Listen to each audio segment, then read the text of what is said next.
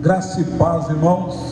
Estamos reunidos mais esta noite de quinta-feira neste culto de oração, onde nós podemos entrar na presença do Senhor e agradecer a Ele por mais este dia de vida.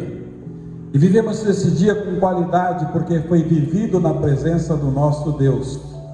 Nós louvamos ao Senhor porque Ele nos deu tantos livramentos durante esse dia, que fica difícil de enumerá-los.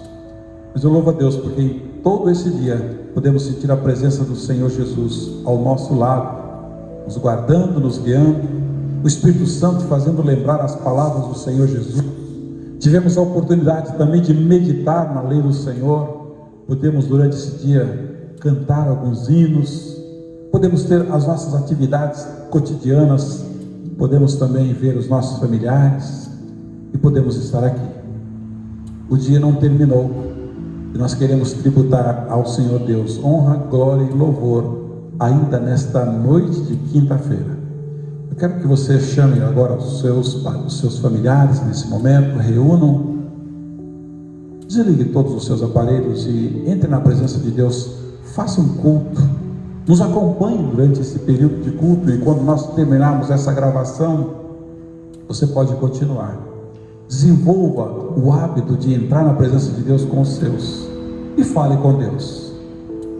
Feche seus olhos, eu quero agradecer a Deus. Senhor Deus, obrigado, Pai, pela salvação que temos em Cristo Jesus. Obrigado, Deus, pela presença constante pelas quais nós sentimos a paz dentro do nosso coração. As circunstâncias, ó Deus, podem ser adversas, mas nós continuamos confiando no Teu poder. Presença, Senhor, conforme a Tua palavra diz que a Tua graça nos basta, mas a Tua presença é a razão pela qual nós terminamos o dia dizendo, valeu a pena viver este dia. Receba este culto, Senhor, fale conosco, usa-nos e unja-nos no nome de Jesus, amém.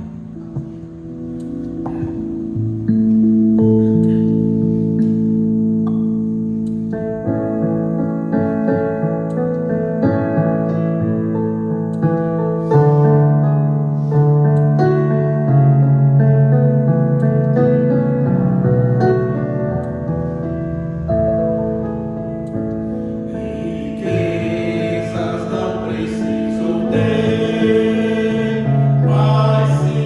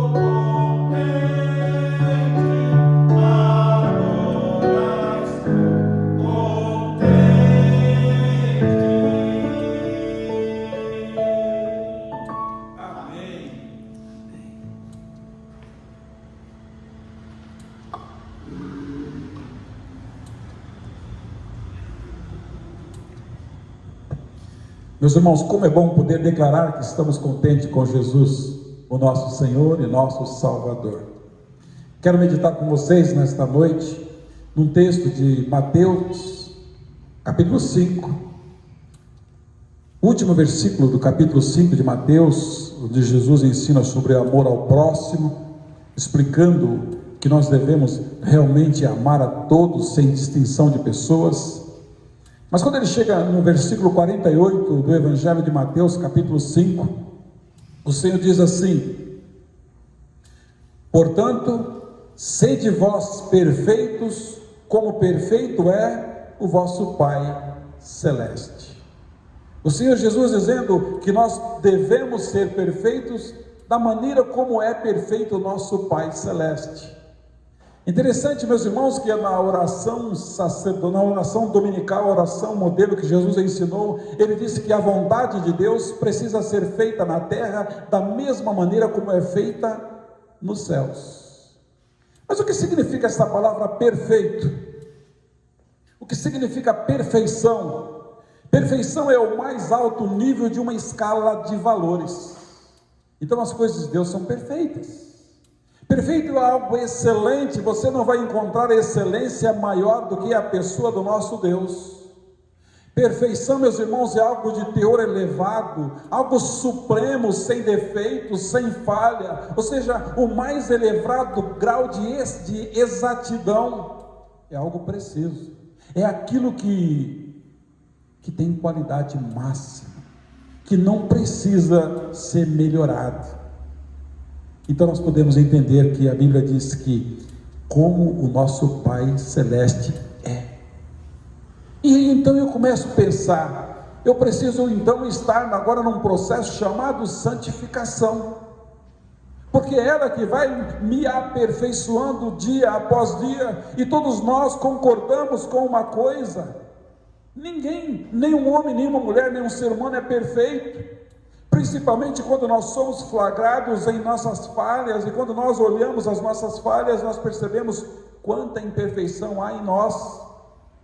Esse texto requer algo de nós, que sejamos perfeitos até com o próprio Deus. Por isso que eu preciso levar a Ele o melhor que eu puder, o mais perfeito louvor. Eu preciso me aprofundar em conhecer ao Senhor. Oséias diz que eu preciso ter pressa em conhecer ao Senhor, para que eu possa fazer as coisas da melhor maneira possível.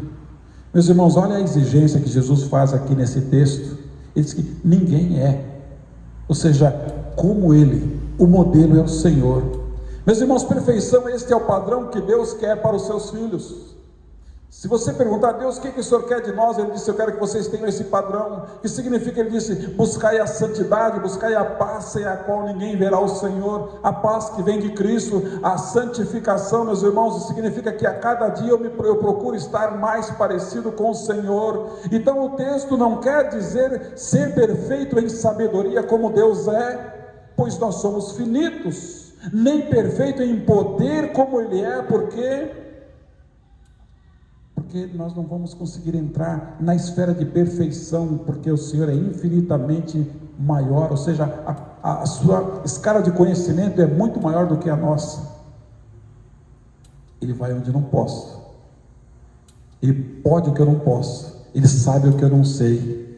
Meus irmãos, mas Ele quer dizer que nós devemos amá-lo perfeitamente, de todo o coração, de todo o entendimento, de toda a minha alma e com todas as minhas forças. Mas eu quero dizer para vocês que lá em 2 Crônicas, capítulo 16, versículo 9, diz que os olhos do Senhor, os olhos do Pai Celeste, aquele que criou, aquele que mantém, os olhos dele passam por toda a terra para mostrar-se forte para com aqueles cujo coração é totalmente dele. Tem uma versão que diz: cujo coração é perfeito para com Ele. Como é que nós estamos no nosso relacionamento com Ele? O nosso relacionamento com Deus tem sido um relacionamento frágil, fraco, se dá, se sobra tempo, ou é perfeito, ou é primeiro? Meus irmãos, o texto de Mateus 5,48 literalmente significa alguém maduro, alguém, meus irmãos, completo, alguém que atingiu o alvo. Aliás, dos nomes de pecado é errar o alvo. Atingir o alvo significa eu consegui fazer aquilo que Deus espera de mim. Quando eu vou em 1 Coríntios capítulo 14, versículo 20, diz assim: irmãos, deixe de pensar como crianças, apóstolo Paulo dizendo, como respeito ao mal, sejam crianças em relação ao mal, mas quanto ao modo de pensar, sejam maduros, ou em outra versão, seja perfeito. Então eu tenho que ter o pensamento de Cristo, a mente de Cristo. Será que a gente está preocupado com isso, meus irmãos? Nós buscamos a excelência em tantas coisas. No mundo corporativo existe a busca da excelência, a qualidade acompanhando ali o setor, só para acompanhar que tudo ocorra perfeito. Na construção de prédios, meus irmãos, se emprega tantas pessoas para que tudo seja perfeito.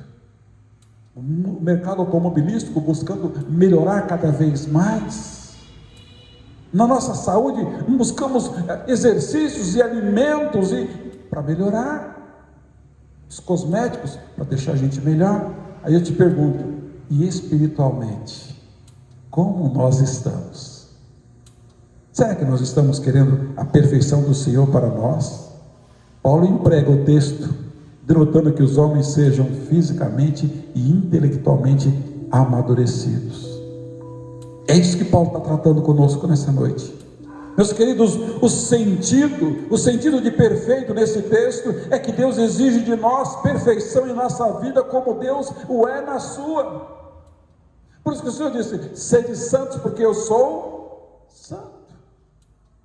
Sede o que eu sou, ou do jeito que eu quero, porque nós somos a imagem e semelhança de Deus, e Ele espera isso de nós. Deus deseja de nós o serviço mais perfeito que nós podemos prestar a Ele, ou seja, ofereça a Ele o seu melhor, ofereça a Ele os seus dons, os seus talentos. Se você sabe cantar bem, cante ao Senhor. Se você sabe pregar, prega. Se você sabe ensinar, ensine. Se você sabe orar, ore. Se você sabe visitar, visita. Se você sabe acompanhar, acompanhe. Meus irmãos, coloque em prática o dom que há em ti, mas faça ele da melhor maneira. Meus queridos, a perfeição, ela está definida em várias partes na Bíblia. No Velho Testamento, eu encontro o termo empregado como sinônimo de retidão e de sinceridade. Salmista Davi, Salmo 37, versículo 37, ele disse: considere o íntegro, observe o justo, há fruto para o homem de paz. Você precisa considerar alguns aspectos, algumas características que você tem que ter na sua vida, meus irmãos, de integridade e de justiça, para que você encontre a paz no Senhor na sua vida.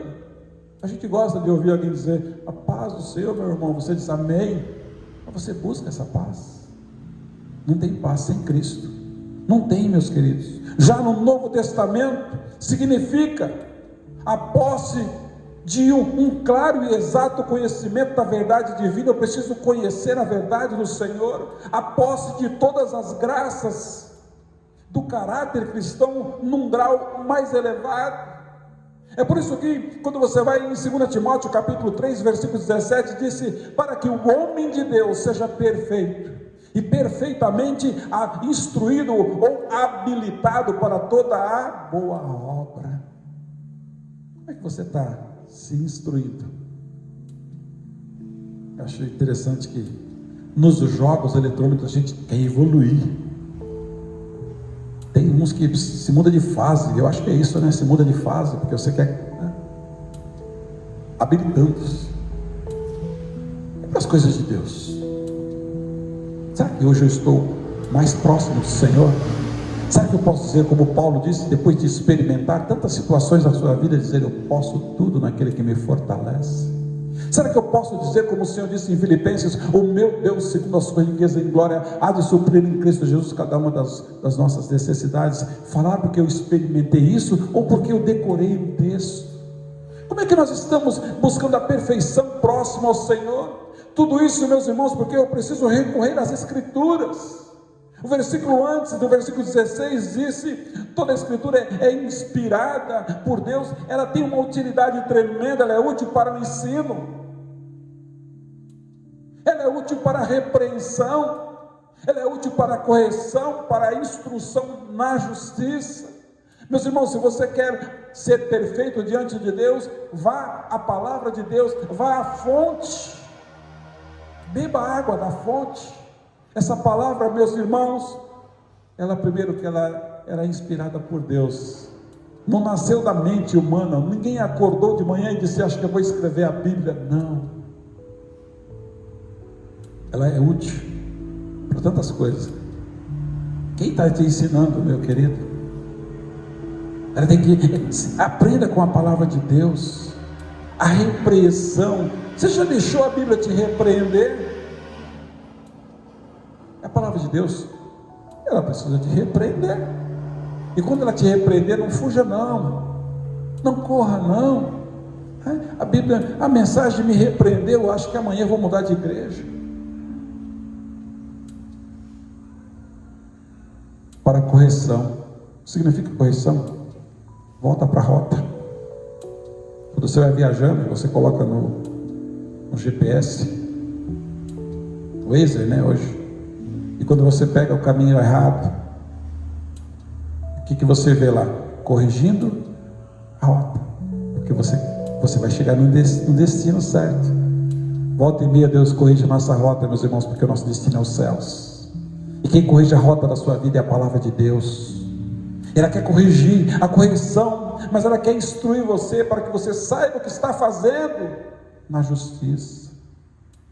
Meus queridos, eu quero que vocês saibam de uma coisa importante. A primeira dessas significações encontramos aqui em Hebreus capítulo 5, versículo 14, onde se diz: olha, o mantimento sólido é para os adultos ou para os perfeitos, os quais já pelo costume têm os sentidos exercitados para discernir o bem e o mal. Como é que você está se alimentando da palavra? Será que nós ainda somos meninos na palavra, ou nós já somos adultos? E a Bíblia diz que o alimento sólido é para esse que já se aperfeiçoou. Então você consegue discernir o que é bem e o que é mal. Queridos, diga-se de passagem que nós estamos próximo da volta de Cristo. E a Bíblia diz que os homens não saberiam discernir a mão direita da esquerda. E a Bíblia diz: sai daqueles que fazem do bem mal e do mal bem. E a gente se engana. Como é que você está nessa busca de crescimento?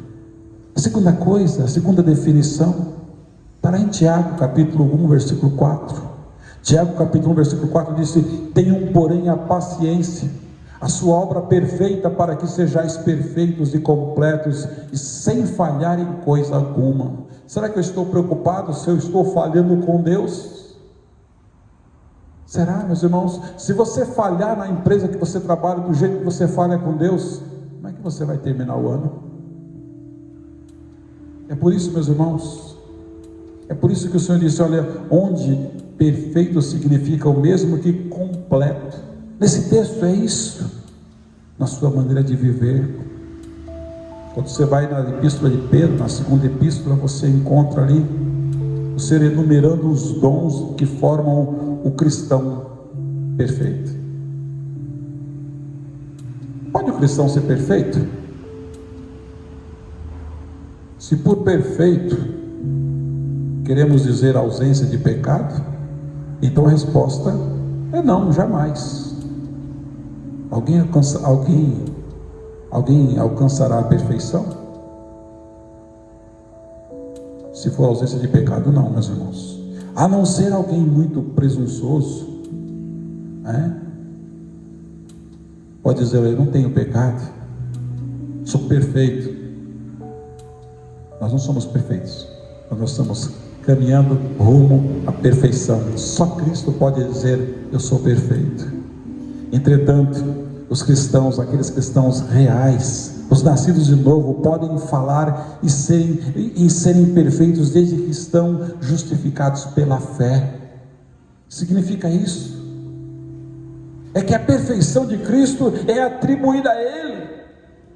Assim como Jesus foi considerado pecador da pior espécie, meus irmãos, quando na verdade ele era inocente, assim a pessoa que confia unicamente e exclusivamente em Cristo para ser salva é considerada inocente, quando na verdade é culpada. Aí eu vejo na Epístola de Romanos, Paulo por várias vezes diz que os que confiam em Cristo para a salvação são considerados por Deus como perfeitos. Sabe por quê? Presta atenção, porque toda esta questão deve ser considerada como um processo legal realizado por Deus. É Ele que realiza. Na realidade, Jesus não era culpado, e nós não somos inocentes. Isso, queridos, em termos teológicos, denomina-se justificação pela fé. É Ele que te justifica. É Ele que te justifica. Tudo é iniciativa divina, e a parte do homem consiste apenas em atender ao chamado de Deus, lançando-se nos braços de Cristo.